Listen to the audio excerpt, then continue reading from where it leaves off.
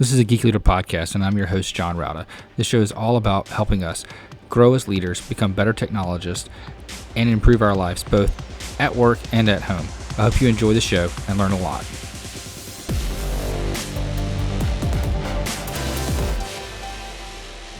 Hello, world, and welcome to a Geek Leader podcast. I'm your host, John Rauda. Today's sponsor is A2 Hosting. I've been using A2 Hosting solid state hosting solutions for our website at geekleader.com for many years now, and absolutely love their support, their service, and all the features that you get. You get access to cPanel. You get all of the things that you can imagine for a great WordPress experience, including their A2 optimized WordPress, which does extra security checks, extra lockdown. You can lock down your editor file so you can't edit anything inside there. You get alerts whenever there are file changes that are done. You can also do automatic updates, backups, and more with A2 Hosting. So highly recommend it. Go to geekleader.com/A2 to get more information and to sign up for their solid state turbocharged speed hosting today. Again, that's at geekleader.com/A2. All right, Geek Leaders. Today I am honored to have Phillip Kane on the show. And he's have over 30 years of business experience helping leaders grow. And he's the author of a book called The Not So Subtle Art of Caring. And today we're going to talk about all kinds of stuff, leadership, how IT leaders kind of fit into this role, and why sometimes tech leaders, although we may feel like we are not suited for leadership, maybe the exact opposite is true. Maybe we are more suited, or maybe we're just as suited as other individuals. Anyway, with all that being said, let's get into the show. Phillip, thanks for coming. Hey, John, thanks for having me. I'm delighted to be here with you today. If you don't mind, just tell the audience a little bit about your background and kind of how you got to where you are today. Well, I'll do that. And to do that, I'd like to go back to the beginning and before you say, hey, dude, no. We only got 30 minutes here. I promise I'll do this quickly. I grew up raised by and working for a man who was, I guess, what they call a servant leader today, even before there was a name for it back then. That was my dad. And my dad's dad, both of them were truck dealers. And they led in a way that was kind and caring. Now, they held people accountable, but they did so in a way where the dignity of the people that they led was protected and cared for. And so I spent the first 20 years of my life or so being taught by these men that was the way that you led people. And so when I went out into the world and ran into a different sort of leadership, the kind where you micromanage people, the kind where you were cruel to people, the kind where you didn't protect the dignity of people, that was foreign to me. And so I spent 30 years out in the business world swimming against that tide by leading people the way that my grandfather did and the way that my dad did. And I got to a point where, as I got older in my career, I would threaten to kind of write a book in my crotchety old way. I said, one of these days I'm going to write a book. And one of the things that I did along the way was every Friday I would write to people. And I'd write to them about things that I thought mattered. And I did it in a way where I told stories. And my book is really kind of a culmination of all of those stories, because over 20 years of doing so, I had hundreds of these things. And that's really what the book is just a kind of culmination of all those stories about how we should think about how we work together and how we should be kind to one another in our work. Yeah, I think that's important. I think one of the things you hit on early on was that, even though they were caring leaders, they were held people accountable. And I think accountability is one of those things that some people assume makes you a mean boss or a not nice boss. But I think accountability is caring. It's easier to not hold people accountable and just let people do whatever they want. But if people don't grow, you're not helping people out unless you're holding people accountable. Yeah, that's a great point, John. In fact, when people say, hey, what's your style of leadership all about? I tell them it's actually kind of halfway between the archetypal command and control, narcissistic, beat the heck out of people leadership, and servant leadership as described by Greenleaf, because neither one of them really deliver results, right? Because the minute you turn your back on people, if you're the command and control guy, what happens? People go back to doing whatever they want to do, right? Because if you're not beating them, they'll just stop. And same with the Greenleaf style of leadership, right? That just says, hey, just be nice to people and the results will follow. Guess what? They never do, because people don't know what they're being held accountable to. And Right. so what I talk about, and the point that you make is exactly right. People need to know what is expected of them. But Hmm. they also need to know that when they let you down, because people are going to, because that's the way we're made, that it doesn't have to be a tragic event. It doesn't need to be a life altering event. It doesn't need to be a soul robbing event. It needs to simply be an event that says, hey, you let me down, and here's why, and here's what I expect from you next time. And I'm confident that you'll be able to do better next time. Yeah, I know. Like for me, I like to try to be the kind of leader that's more like, I don't know. You ever bowl? You ever go bowling? Oh, sure. We all Yeah. So do. when you're bowling, you have these gutters in the side. You can be the gutters that just catch the ball and you have no opportunity. But I like to be the bumpers. You know, like when I take my kids bowling, we turn on the bumpers for them because they're small, they're young kids, and the bumpers, you know, it's a forgiving type of correction. It's going to correct you and put you in the back in the lane instead of just keeping you out. So that's what I want to be. I want to be the bumpers. Right, or training wheels on a bike, right? I mean, Exactly. how many of us got a two-wheeler for our kids, took the training wheels off of it, put our kids on it, pushed it a couple feet down the road and said, hey, there you go. It doesn't work that way, right? The training wheels are on there for a reason, because that's what's required to learn to do something. Same as the bumpers on the bowling alley. How discouraging would it be if all these kids just had to walk up there and just roll the ball into the gutter every single time? Yeah, absolutely. It's uh it's definitely one of those things where you want to make sure you're holding people accountable and, you know, teaching them, but do it in a way that's not soul crushing. Absolutely. You hit the nail on the head. So how is it that we as leaders can kind of maybe adapt to being kind of having more of that mindset? Because it seems I know for me it was really difficult for me to have one-on-ones and difficult conversations and things like that when I was new in the role. You know, I felt like I didn't have the experience, I didn't have the, you know, I wasn't as seasoned, so maybe you know, I wasn't confident in that respect. I think for anyone, it's just doing it, and doing one and then another and then another, and realizing in the doing of it that, hey, this really isn't that hard. Mhm. It's not that difficult to have these crucial conversations. And I would ask you when I'm done talking, if it wasn't that way for you, because it was my experience that it was that way, and other people that I lead and coach coming back and say, you know what, you were right. It really wasn't that hard to have that conversation, as long as you do it in the right way, like we were talking about earlier. If you just sit down with someone and say, hey, I want you to know that that was 80% of the way right. And I really like the 8/10 of the part that you got right, but the last 2/10, not so good. And next time around, this is what I need you to do to make it 100%. And I'm confident that you'll be able to do that. All right. And but I do need you to know that if it's 80% again, we're going to have a different kind of conversation.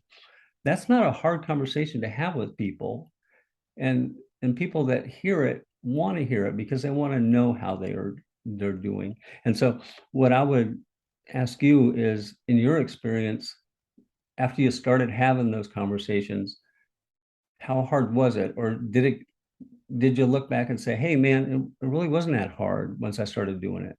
Yeah, it's always it's never as hard as you think it's going to be. It's Right. never as bad. Like, even when I've had to fire people, it's I get like, oh, my palms will be sweaty. I'll be just all so nervous. My feet will be shaking, you know. And then when you let someone go, it's never as, I mean, it's bad, but it's never as bad as you think it's going to be. Your mind will play so many tricks on you and make you think that, you know, giving someone some type of negative feedback is going to be the end of the world. And when you actually do it, you know, you have different things that happened. And, you know, I've seen some people get put on a performance improvement plan and then they come back later and thank you for it. I've seen all kinds of strange things like that happen. Some people, you put them on a performance improvement plan and they quit and they leave. But it's never as bad as your mind tells you it's going to be. It's almost like running or working out, you know. those first few steps are always the hardest. It's never as bad as your brain tells you that it's going to be. Exactly. And I think you made a good point in there also, John. For a lot of people, it the the critical conversation that you have with them in a lot of cases is the first time it's ever happened. And a lot of them will come back and say, you know what, thank you for that. No one's ever told me that before. And now that you have, I know what I need to work on to become a better version of me. So thank you. Yeah, I think that's true. What are some other things that you see like tech leaders kind of fall short on, or things that all leaders maybe fall short on, or are a little weak on at first when you're learning the art of caring? Well, I think for a lot of people in learning to lead by caring, it's to not fall into the trap of thinking that I need to be like everyone else, or I need to comply with the system, because the system will lead you down a path that says I need to have a bias for control, or I need to have a bias for overreacting, or I need to have a bias for cruelty, and I need to have a bias for micromanagement, just because that's the way that the system behaves. And what will happen typically is the system will shuffle out those who don't behave that way. And so what I tell people is you don't have to comply as long as your results are sufficient to keep you around, because the system won't shuffle you out as long as your results are sufficient to keep you there. And you'll be able to prove to yourself and other people that the style of leadership that I'm talking about works, because people will come to you like moths to a flame, because who wants to show up and be treated poorly besides no one? Right? And Yeah. so if you lead people in a more encouraging way, they'll flock to you again like moths to a flame, and the results will come. And so that's what I find is the hardest for people, is to not comply with the system, because the system is set up to drive compliance, because it'll shuffle people out that don't have those natural biases or contrived biases to fit in with the way that the system is built. Hmm.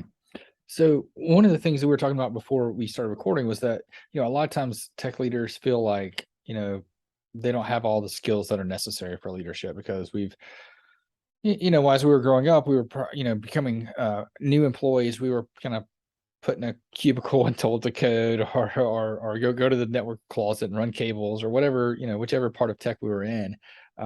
And so we feel like leadership seems so foreign to us in some ways, and management seems so different than what we were doing. Have you seen that in your career when you're working with people?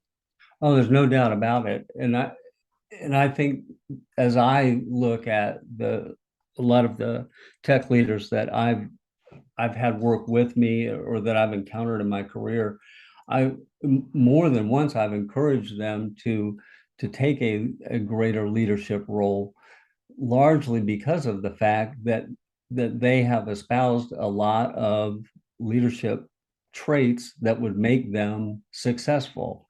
A lot of them have had a significant bias toward empathy and caring, Mm. and in a significant way for for being able to relate to other people.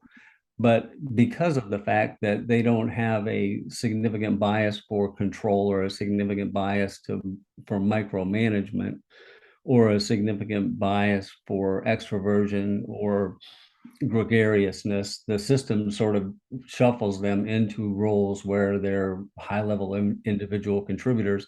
And so they don't become leaders. And so I would say that to tech leaders that are listening, that are highly empathetic, that do have an interest in leading other people, to stand up and take a more active role as leaders, because the world wants more leaders that have a more kind, empathetic approach to leadership. It's what the world needs more of right now. Yeah, definitely. I think empathy is one of those things that I kind of, I struggle with from time to time. And it's one of the areas that is crucial to being a good leader, in my opinion, is empathy. And I want people to realize that sometimes it's things you have to work on, and empathy is a skill that you can develop and you can build and you can work on it. And sometimes it's very simple to practice. Like before I do a one-on-one, I'll spend a few minutes trying to replay what the person that I'm about to meet with, what their day has been like today. Let me pretend like I have one employee that he rides a bike to work. So I try to pretend like, what's it like today riding a bike? Well, I'm in South Carolina. It's really hot right now. So he's probably a little bit hot, a little bit sweaty riding into work. And what kind of other things could his day have been like so far? Well, maybe he came in and we had some tickets that needed to be closed and some other things that may be frustrating them. How do I put myself in that shoe and walk his steps for the day before this meeting that will help me be more empathetic to the things that he's going to say? Perfect. I think you're thinking about it exactly the right way.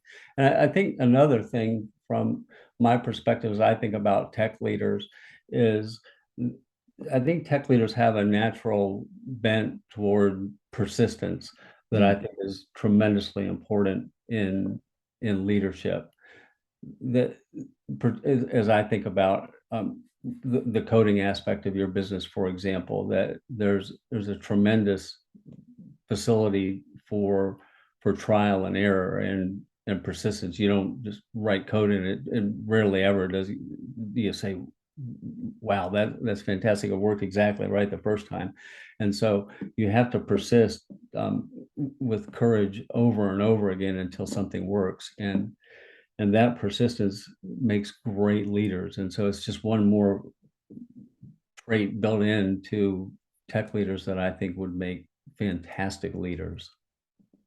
Yeah, I think you're right. I think it's again, that goes back to, I think, a skill that's built over time. If you're writing code, you're obviously going to start out at that not being very good. You're going to have lots of bugs in your code, lots of errors, lots of things that don't compile well. And as you persist through that and you fight through those challenges and you learn more, you kind of become excited about that challenge and the achievement of having something compile for the first time and like, oh wow, it worked. Just doing what I wanted it to do. And it gives you that ability to kind of use those same skills that are developed through that, your diligence and commitment and persistence, and take that into the next phase of your career, which is different. It's definitely different. I know when I first got promoted to managing people over, writing code, I wasn't very good at it. I had to realize which skills are important that I needed to take, and sometimes, shut down some of them. Like I know one of the things that I had that was a big challenge was my ego. I had an ego that felt like I was a good coder. I was better than people on my team, which is partly why I got promoted, right? Right. But then I had to realize that I can't just do it my way because I don't scale. I have to realize that there's value in the ways that other people do things, and that sometimes they'll have better ideas than what I would have come up with, and I need to step back and let them do that. And that was one of the areas that I had to kind of shift my mindset in. Right. And that's often what happens in most areas of business, right? We take the best version of something and put them in charge of other versions of that something, right? So like in your case, we take the best coder and put them in charge of more coders. We take the best salesperson and put them in charge of other salespeople, and the list goes on and on, without regard for, does this person have the best skills for managing others? Because that's not typically how we look at things. We just say, let's take the best coder and put him in charge of other coders. And so then they have to sort of learn, what are the things that I have to do to be a better leader of other people, just like you did. And one of them is exactly that. And one of the things that I would tell people is most important is the recognition that it's not about you. And in any role, whether it's the best salesperson, the best coder, the best of anything, is becoming the best leader is often a result, and almost always a result, of being able to wake up first thing in the morning and tell yourself, it's not about me. it's about making other people really, really big because I've made myself really, really small. Mm. Yeah, that's a really good way of putting it. And I think when you, as a leader, step back and grow your people, you're taking them all to the next level, which is being the best kind of leader that you can be. Right. There's no question about it. And the other thing that's typically true in most places and most roles is that for you as a leader to move on to whatever it is you want to do next, Hmm. even if you're a business owner, and want to move on to what's next, which is retirement or selling your business, uh, there has to be somebody to take your place. And a lot of leaders lose sight of that, right? Um, but what you have to remember is no one's going to take a chance on putting you in another role until there's somebody to take the role that you're in. Right.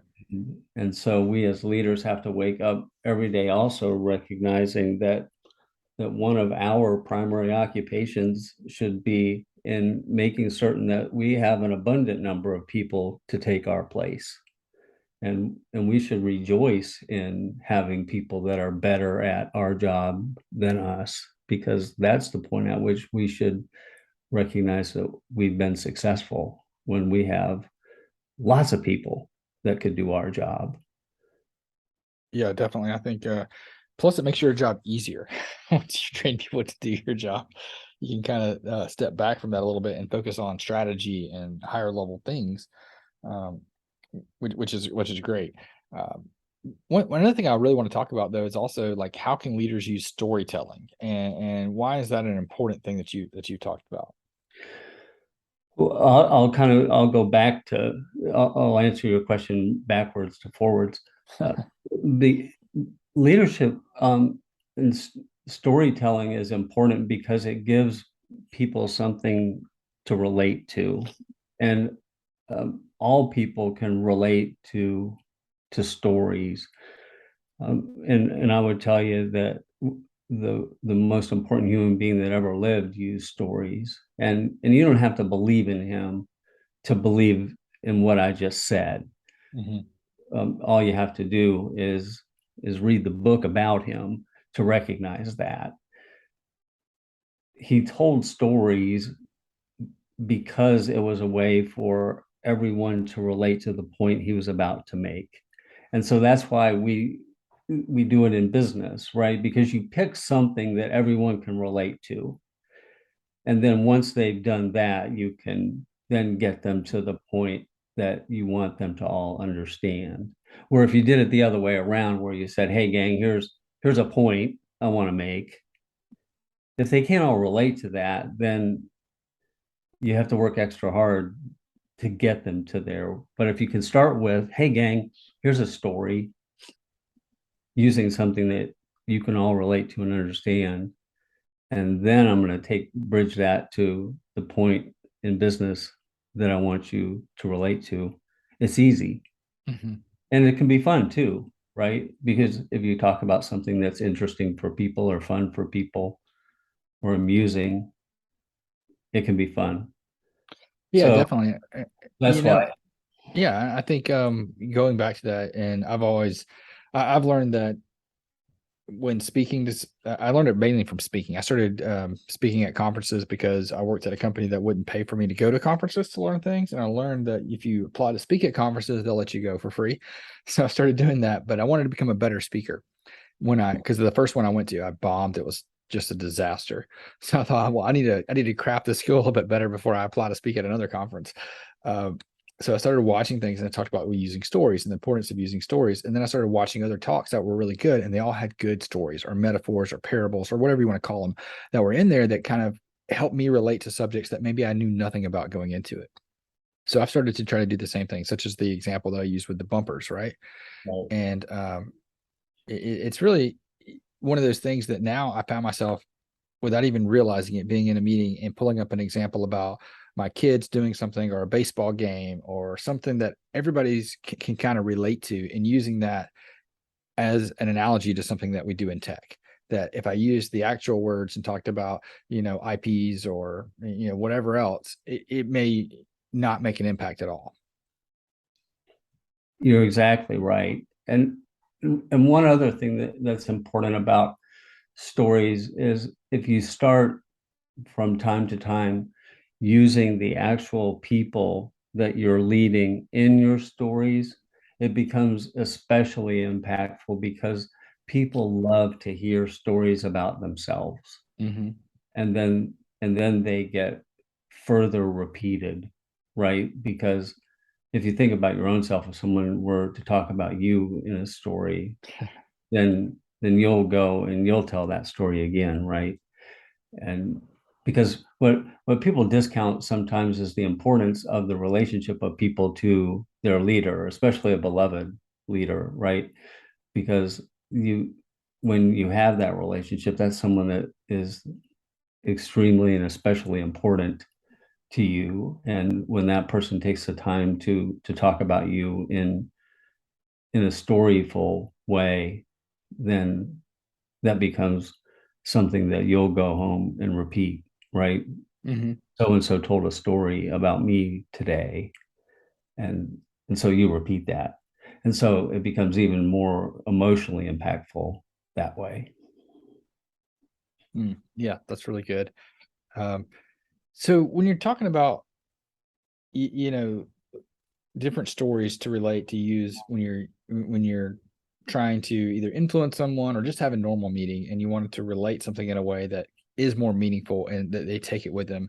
And where can you pull those from as examples? Because maybe you're new in your career, you're a first time leader, you've been managing a team for a month and you don't have experience yet. You don't have these stories that built up.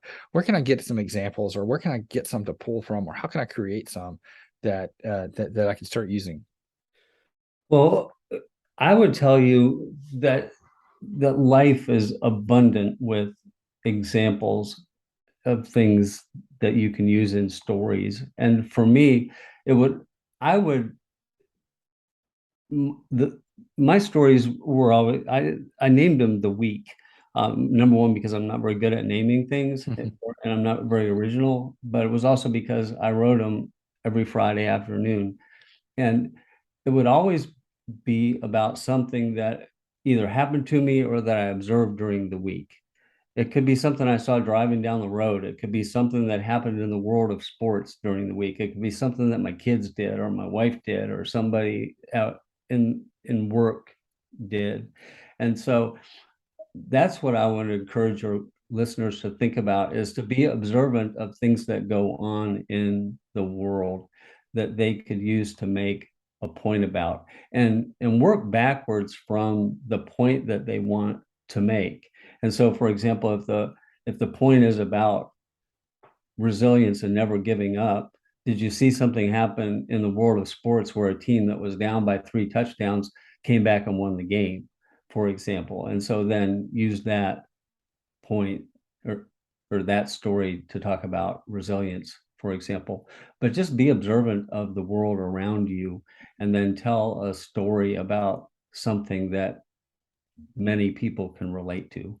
That's the way that I did it. And that's what my father would do. My father was a storyteller, and he would do that by just using things that he saw in his week or around Mhm. the shop to tell stories. And I learned also from a Nigerian priest that became very, very close to me. And he would do it because when he spoke normally, people couldn't understand a word that he said. And so he started telling stories about things slowly, about things that people would observe around greater Atlanta, Georgia. Um, because people could relate to it then, and then he became easier to understand. And so I kind of went around my arm to get to my elbow to answer your question. But the the answer is just think about the point you want to make and be observant in your week and in your time to things that have happened that people that you work with can relate to. Yeah, I think that's really good advice. And you know, I was reading your bio and I saw that you were an Eagle Scout. Was some of the things that you did there, like, has that played an impact in your life when it comes to leadership? Oh, there's no question about it, because think about one of the things that that has always stuck with me about being an Eagle Scout. And you just heard me say being, Mm-hmm. because I tell people I am an Eagle Scout, not that I was an Eagle Scout, that we learn so many things about life, becoming an Eagle Scout. And so there, in fact, in a presentation that I use still today with consulting clients, I talk about being lost. And there were during part of instruction in becoming an Eagle Scout, they take us out in the middle of the woods and leave us there, and we have to find our way back over a course of a couple of days. Are you a scout? No, I was not. So Okay, all right. where I grew up, we didn't have Okay, scouts nearby. We had something similar. It was through our church called Rural Rangers. So I did that. okay. So you might remember something similar where But we had orienteering too, where we had to go somewhere and find something and during our camping trips and stuff, but not quite as extreme as finding our way back. okay, but it's very similar. So very similar to that. But I just bring it up to you. It's just one of a number of examples that I use to bring that to life. But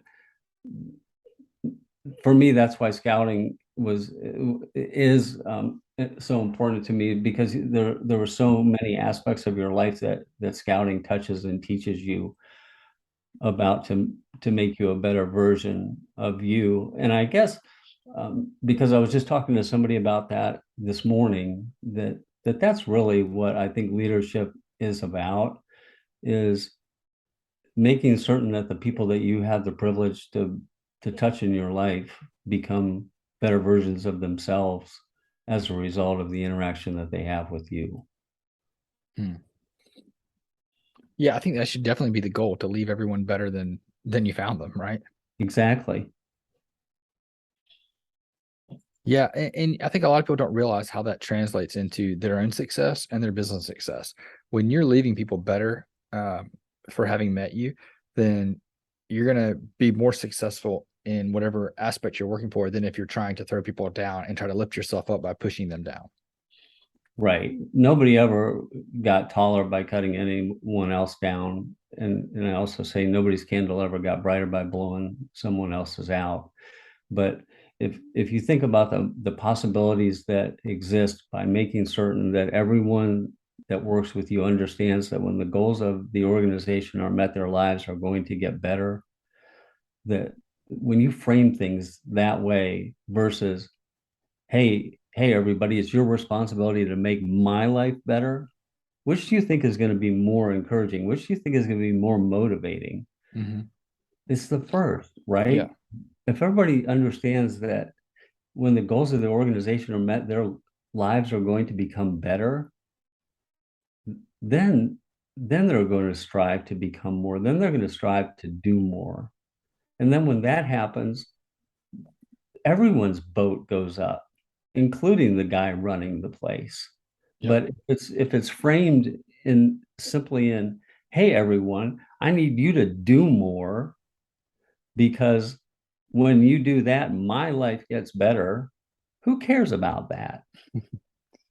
Right? Who cares about record earnings in the company if it doesn't translate into record earnings in the households of everybody that works there? Besides nobody. But if record earnings in the company translate into record earnings of the households of everybody that works there, now you're talking. Yeah, there was a an article that I read probably about a year ago where a CEO basically gave everyone, huge salaries and took a small salary for himself, and the business grew like astronomical. And he ended up making, obviously way more money than he would have if he took a big salary and kept everybody at a low salary and the business didn't grow. And I don't remember anything about it other than when I read that, I was like, well, that's, it seems like a no-brainer to me. I don't know why everybody else doesn't do that.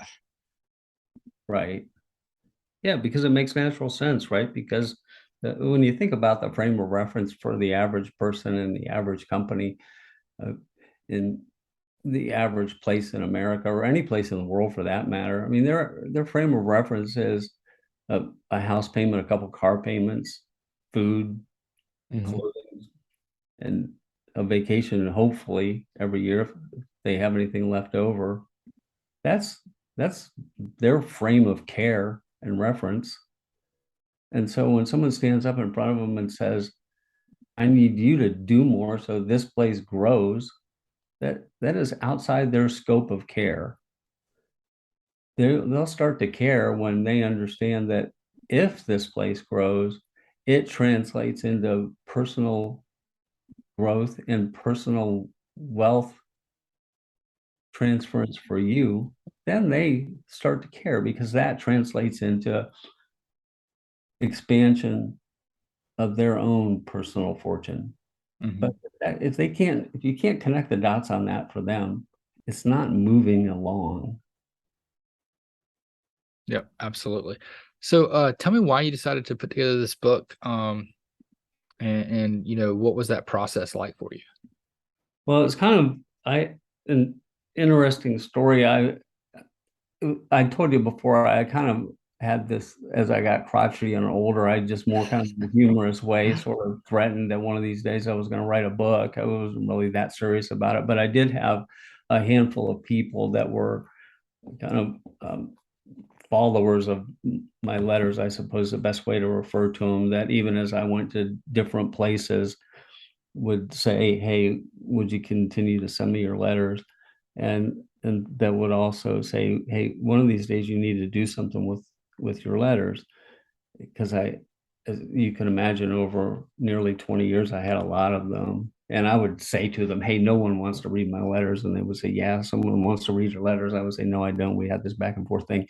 And then at the end of 20, I was involved in a business that got sold. And a couple of them said, now you have no excuse. You need to send out a couple of proposals. And I made a deal with them. I'll send out a few proposals if you'll leave me alone from now on. And so I did. And then luckily or fortunately got a few positive responses and decided to pursue one of them, and it turned into the book.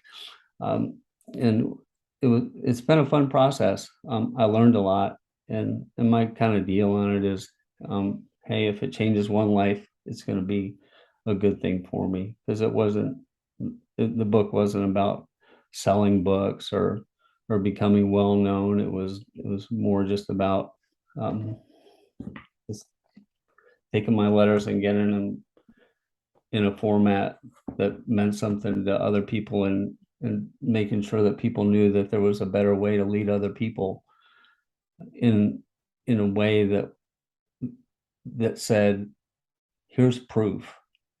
Here's someone that did this for 30 years.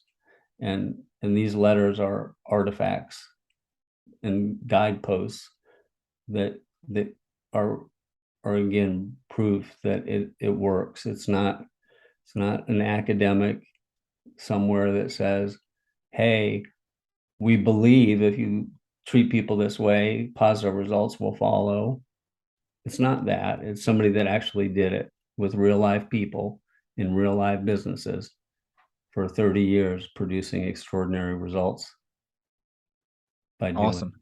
Yeah, I think that's a great story. I think it's great how you put these together, and are kind of leaving a legacy with this as well, which is just awesome. How can people pick up a copy of the book and learn more about you and maybe connect with you online? They can find me online in a couple of ways. They can follow me on Twitter at the Phillip Kane. The website is phillipkaneauthor.com, and they can find the book, as they say, anywhere great books are sold. That's awesome. All right. I'll link all that up in the show notes too at geekleader.com, so people can also find it there too. And Phillip, I really appreciate having you on and talking to you. And thank you for putting this book together and sharing your wisdom with all of us new leaders that are out there. Well, thank you so much. I really enjoyed being with you today, and love talking about leadership, and appreciate giving me the opportunity to talk a little bit about my book too. Absolutely. If you enjoyed that episode, please leave a rating and review in Apple Podcasts. I'd greatly appreciate that. And also, don't forget to check out merch. We have some t-shirts that I've designed that are on at geekleader.com. You can click on the merchandise section there and check that out. And also don't forget about the books from our guests. So if you like this guest and other guests that have written books, please go ahead and check that out at geekleader.com. I would greatly appreciate it, and I'm sure they would too.